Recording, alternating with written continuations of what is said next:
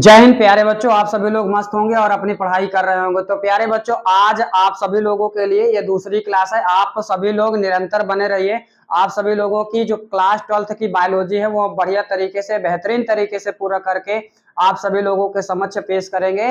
और आप अगर इधर उधर भटक रहे हैं तो बस एक जगह स्थिर हो जाइए और अपनी तैयारी को बेहतरीन बनाइए। और आप लोगों को ये लग रहा होगा कि सर यहाँ पे ग्रीन बोर्ड पे हैं, क्या समझाएंगे, इनके पास तो डिजिटल बोर्ड नहीं है, छोटा चैनल है, बहुत कम सब्सक्राइबर हैं।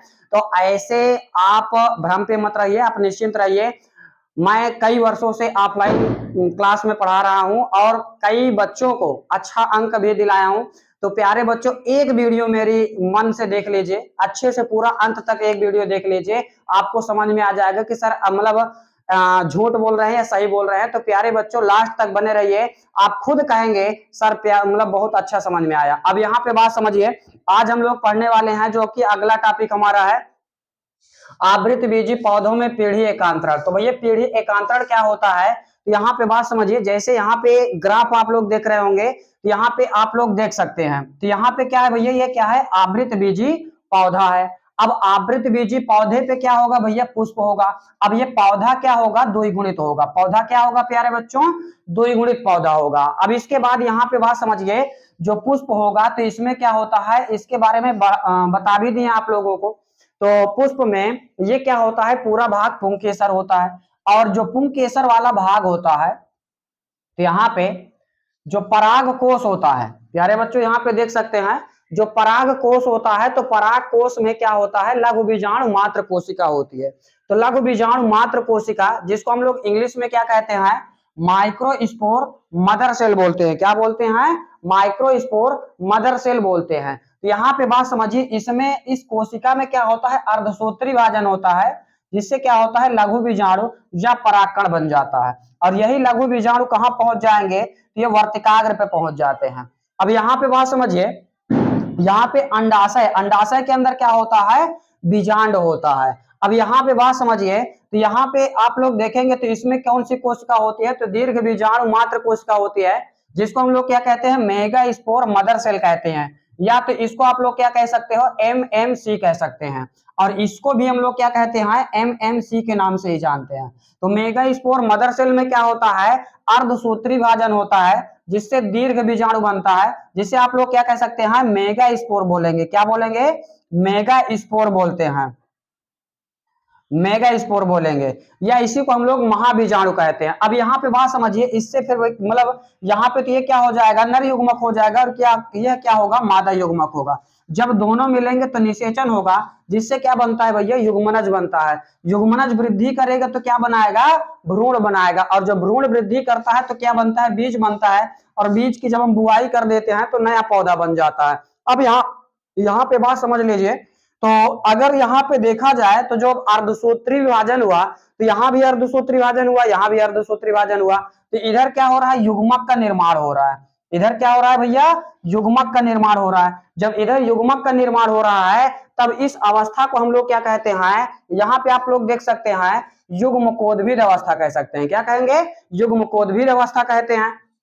ऊपर वाली जो अवस्था है, इसको हम लोग क्या कहते हैं, बीजाणुद्भिद अवस्था कहते हैं। इसे हम लोग क्या कहते हैं, बीजाणुद्भिद अवस्था कहते हैं। तो बीजाणुद्भिद अवस्था द्विगुणित होती है और युग्मकोद्भिद अवस्था क्या होती है, आगुणित होती है। तो बीजाणुद्भिद अवस्था के बाद युग्मकोद्भिद अवस्था आती है, और ये जीवन चक्र में एक दूसरे के बाद आती रहती है। इसे ही हम लोग क्या कहते हैं, पीढ़ी एकांतरण कहते हैं। क्या कहते हैं, पीढ़ी एकांतरण कहते हैं। अब प्यारे बच्चों, इसको लिखेंगे कैसे, तो यहाँ पे आप लोग देख सकते हैं, तो यहाँ पे आवृत बीजी पौधों के जीवन काल में या जीवन चक्र में, आवृत बीजी पौधों के जीवन काल में अत्यधिक विकसित बीजाणुद्भिद बीजाणुद्भिद अवस्था तथा अत्यंत कम विकसित युग्मकोद्भिद अवस्था पाई जाती है। बीजाणुद्भिद के प्रत्येक केंद्रक में, बीजाणुद्भिद के प्रत्येक केंद्रक में द्विगुणित गुणसूत्रों की संख्या पाई जाती है, जिसके कारण इसे द्विगुणित पीढ़ी कहा जाता है। जिसके कारण इसे क्या कहा जाता है, द्विगुणित पीढ़ी कहा जाता है, द्विगुणित पीढ़ी कहा जाता है। युग्मकोद्भिद के प्रत्येक केंद्रक में, यहाँ पे देख सकते हैं, युग्मकोद्भिद के प्रत्येक केंद्रक में अगुणित गुणसूत्रों की संख्या पाई जाती है, जिसके कारण इसे क्या कहा जाता है, अगुणित पीढ़ी कहा जाता है। ये दोनों पीढ़ियां जीवन चक्र में एक दूसरे के बाद आती रहती हैं। ये दोनों पीढ़ियां जीवन चक्र में एक दूसरे के बाद आती रहती हैं। इसे ही हम लोग क्या कहते हैं, पीढ़ी एकांतरण कहते हैं। तो ये आपको बहुत बढ़िया बेहतरीन तरीके से समझ में आया होगा। आइए अब चलते हैं इसके आगे टॉपिक की तरफ। देखते हैं अगला टॉपिक जो है यहाँ पे अगला टॉपिक है पुष्पी पौधों में लैंगिक जनन। तो यहाँ पे बात समझिए, पुष्पी पौधों में लैंगिक जनन क्या होता है। तो पुष्पी पौधों में पुष्प उसका क्या होता है, लैंगिक अंग होता है। तो यहाँ पे देख सकते हैं पुष्पी पौधों में पुष्प उसका लैंगिक अंग होता है। तो यहाँ पे बात समझ लीजिए, पुंकेसर व स्त्री केसर के अंदर अर्धसूत्री विभाजन होता है। मतलब पुंकेसर और स्त्री केसर के अंदर जब अर्धसूत्री विभाजन होता है तो परागकण और दीर्घ बीजाणु का निर्माण होता है। तो परागकण भैया क्या कहलाएगा, नर युग्मक कहलाएगा, और दीर्घ बीजाणु यहाँ पे मादा युग्मक। तो नर युग्मक और मादा युग्मक के संयुग्मन से द्विगुणित युग्मनज का निर्माण होता है। युग्मनज वृद्धि कर क्या बनाता है, भ्रूण बनाता है, और जब भ्रूण वृद्धि करता है तो क्या बनेगा, बीज का निर्माण होता है। तो ये तो हो गया किसके बारे में, पुष्पी पौधों में लैंगिक जनन के बारे में। आइए हम लोग देखते हैं अगला टॉपिक। अगला टॉपिक क्या है भैया, पराग कोश की संरचना। तो यहाँ पे हम लोग देखेंगे पराग कोश की संरचना। तो यहाँ पे आप लोग एक पॉइंट और याद रखिएगा, उमंग की इकाएं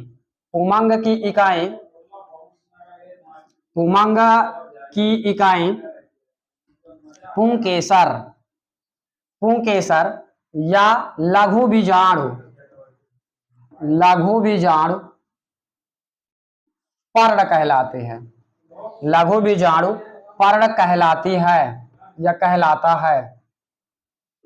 तो ये भी पॉइंट आप लोग याद रखिएगा, उमंग की इकाई पुंकेसर या लघु बीजाणु पर्ण कहलाता है। आइए हम लोग देखते हैं पराग कोश की संरचना। तो पराग कोश की संरचना पेपर में बनाने के लिए भी आ जाता है और इस बार आया भी था, तो आप लोग बढ़िया से सीख जाइएगा कैसे बनाया जाता है। तो ध्यान से देखिए, पराग कोश की संरचना हम लोग कैसे बना पाएंगे, बहुत आसान होता है बनाने के लिए। तो आप लोग देखिएगा कैसे बनाओगे। ये देखिए, इतना करने के बाद आपको क्या करना है, थोड़ा सा नीचे भी बना लेना है ये। फिर इसके बाद देख लीजिएगा ध्यान से, अब यहाँ पे इसको ऐसे लाइन खींच देंगे। फिर इसे क्या कर लेंगे प्यारे बच्चों, ऐसे कर लेंगे, ये हो जाएगा। अब इसके बाद यहां से क्या कर देंगे, नीचे कर लेंगे थोड़ा सा, ये हो जाएगा। अब इसके बाद इसको हम ये कर लिए और इसको यहां पे ऐड कर देंगे।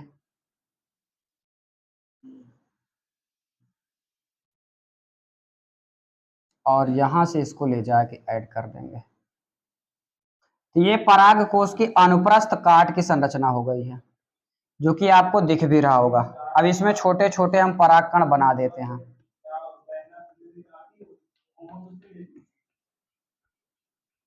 तो यहाँ पे आप लोग बढ़िया से देख सकते हैं पराग कोश की संरचना। आप लोग भी जल्दी से बना करके सीख सकते हैं और बायोलॉजी को एक बेहतरीन तरीके से क्या कर सकते हैं, आप लोग पढ़ सकते हैं। फ्री में भी आप लोग तैयारी कर सकते हैं, आपको पैसे देने की जरूरत नहीं पड़ेगी। ये भैया क्या है, पराग कोश की संरचना। अब यहाँ पे पराग कोश की संरचना में आप लोग लिखिएगा का, यहाँ पे लिखिएगा आवृत बीजी पौधे का, आवृत बीजी पौधे का पराग कोश दो पालियों वाला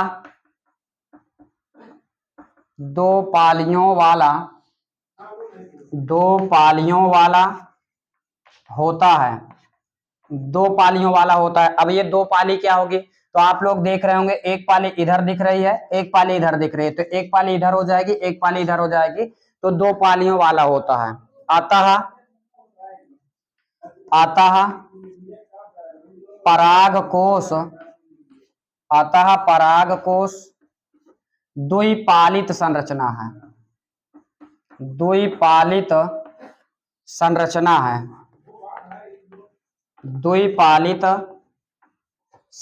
है। इसे द्विकोष्ठीय पराग कोश परागकोश भी कहते हैं। क्या कहते हैं? द्विकोष्ठी परागकोश भी कहते हैं। प्रत्येक परागकोश पाली में दो प्रकोष्ठ पाए जाते हैं। दो प्रकोष्ठ पाए जाते हैं। तो भैया यहाँ पे बात समझिए, प्रत्येक परागकोश पाली में दो प्रकोष्ठ पाए जाते हैं। तो यहाँ पे आप लोग देख सकते हैं, एक प्रकोष्ठ ये दिखाई दे रहा होगा, एक प्रकोष्ठ ये दिखाई दे रहा है। एक पाली में कितने प्रकोष्ठ हैं? दो प्रकोष्ठ हैं। और दो प्रकोष्ठ इधर हो जाएंगे तो टोटल प्रकोष्ठ की संख्या कितनी हो जाएगी? 4 हो जाएगी। ठीक है, दो प्रकोष्ठ पाए जाते हैं। ठीक है, जिसे परागपुट या लघु बीजाणुधानी कहते हैं। लघु बीजाणुधानी कहते हैं। तो भैया जो प्रकोष्ठ होता है, प्रकोष्ठ को आप लोग क्या कहेंगे? इस प्रकोष्ठ को जो गोला वाला दिखा रहे हैं ना, इसको हम लोग क्या कहते हैं? परागपुट बोलते हैं। परागपुट, या इसी को हम लोग बोलते हैं लघु बीजाणुधानी बोलते हैं। क्या बोलते हैं? लघु बीजाणुधानी बोलते हैं। या इसी को हम लोग मतलब लघु बीजाणुधानी बोलेंगे, या इसी को हम लोग बोलते हैं एंथरसेक बोलते हैं। एंथरसेक बोलते हैं, या इसी को हम लोग पोलेनसेक बोलते हैं। पोलेनसेक बोलते हैं। और ये जो लघु बीजाणुधानी है, इसके अंदर फिर किसका निर्माण होता है? तो पराग कण का निर्माण होता है। किसका निर्माण होता है? पराग कण का निर्माण होता है। और ये है क्या भैया? तो ये भैया पराग कोश की अनुप्रस्थ काट का संरचना है। किसकी संरचना है? पराग कोश की संरचना है। अब यहाँ पे बात समझिए, लघु बीजाणुधानी कहते हैं। ठीक है, अब इसके आगे थोड़ा सा लिखेंगे, लेकिन मालवेसी कुल के पौधों में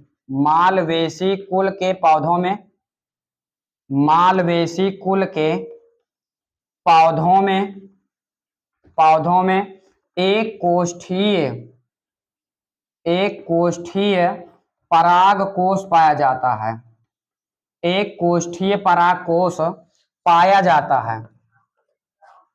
जाता है जिसमें सिर्फ दो पालियां होती हैं। उसमें भी क्या होंगे भैया? दो पालियां होंगी, जिसमें दो पालियां होती हैं। दो पालियां